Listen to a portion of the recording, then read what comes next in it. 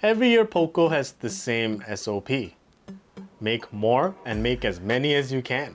And today we have one of them, which is the F4 GT, which is supposed to be the undisputed king between the 2,000 to 2,500 ringgit range.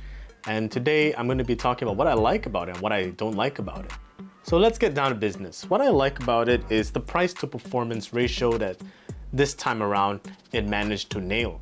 You get a Snapdragon 8 Gen 1, up to 12 gigs of RAM, 256 gigs of storage.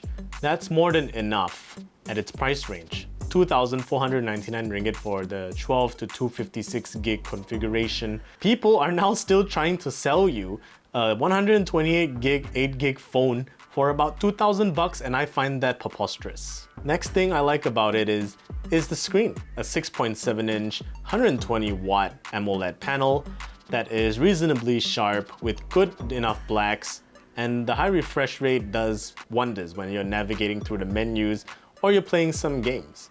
Up till now, I still have not been able to, get 120 FPS because of a variety of reasons. So when I'm playing some games here, I only manage to get up to 60, if not 90 when applicable.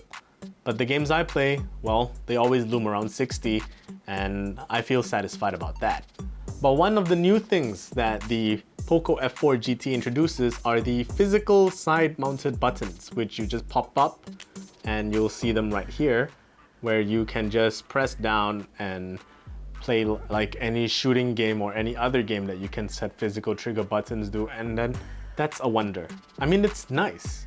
The F4 GT is not supposedly a dedicated full-on worship gaming kind of phone. I see it more as an all-rounder phone, so it's got a little bit of everything mixed in, and having these physical trigger buttons could imply that later on there could be a even more gaming themed smartphone for the POCO line. Another thing I like is the battery life. You can get up to 6 to 7 hours of screen on time, and I find that impressive considering that it is a 4700 milliamp battery with 120 Hz fully turned on. I turn off nothing. Even Bluetooth is on when I'm outside because I pair it to my Mi Watch, and charging it back up is a very quick and easy affair. It's a 120 watt charger, and the cable, which is proprietary still, I like this a lot. You get a side loading USB cable, which really adds more coolness factor to it. It kind of looks even more like a gaming phone now. I guess POCO really does know their customers when they buy such a phone. The package is pretty complete. I just mentioned the charger phones here. You get the included TPU case. There is now an inclusion of a 3.5mm female to a USB Type-C male cable for your plug-in audio. Now that's some level of thoughtfulness that I can definitely accept. The design is actually overall good, with an aluminium frame, Gorilla Glass Victus in the front, and glass at the back. It actually looks pretty stylish. The one with me today is the silver piece. There is another black one and a very sick looking cyberpunkish yellow, which I think is tasteful for some and really weird for most. So thank goodness I have the silver one, which you can see is gleaming very shiny here. And I don't know if you can see this closely, but it does attract a lot of fingerprints. So if that's not your thing, just put up the case or just carry a cloth with you at all times. And now to the camera setup. It's a very generic setup. A 64 megapixel main, 8 megapixel ultra wide, and a 2 megapixel macro.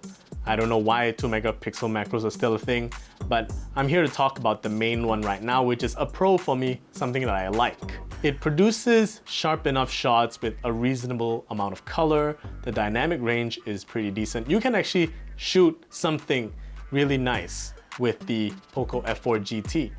And the selfie camera is pretty good too, at 20 megapixels. That's really good.